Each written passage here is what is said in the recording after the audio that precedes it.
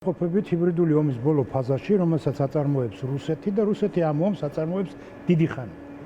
მინიმუმ როგორც ჰიბრიდული ომის სახელწოდებით 35 წელია აწარმოებს და საერთოდ ეთნოწმენდები, დემოგრაფიული სურათის შექმნა, ოკუპაცია და ესე იგი გადაშენება ქართველი ერისა, ეს პროცესი 250 წელია დაახლოებით რუსეთი ამას აკეთებს. თუ ჩვენ წარმოდგენებზეა ლაპარაკი, თუ მივდივართ იქამდე, რომ ჰიბრიდული ომის ფაზაში ვიმყოფებით და ეს აქტიურ ფაზაში გადავიდა 2008 წლის ომის შემდეგ, ღია ომის შემდეგ, ხომ? და თუ ჩვენ გავითვალისწინებთ იმას, რომ აფხაზეთის, ცხინვალის, მთელი ეს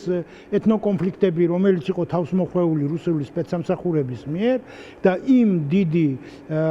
საყრდენისა მეხუთე კოლონის, რომელიც საქართველოში ათეულობით წლობით რუსეთს საკმაოდ ყავდა, ეს 10,000-ობით და ასეულ ათასობით აგენტურა ყავდა ამ ხნის განმავლობაში, ეს არ გვეჯერა თითქოს ამაზე, მაგრამ სამწუხაროდ ბოლო ეს 35 წელი, რომელმაც აი ჩვენ თვალწინ გაირბინა, ამ 35 წელმა ჩვენ ვნახეთ ისეთი რაღაცეები, რომ წესით ჩვენ უნდა მივხვდარიყავით, რომ არ დაგვანებებდა რუსეთი თავს და მოგვიწევდა დიახ, მოგვიწევდა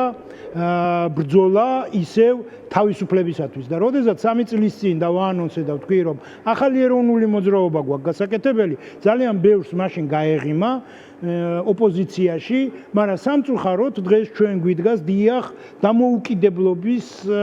საკითხი, იმიტომ რომ ბოლო ლუკმა ვხდებით უკვე რუსეთის და საბოლოო გადაყლაპას აქტით არის დაკავებული.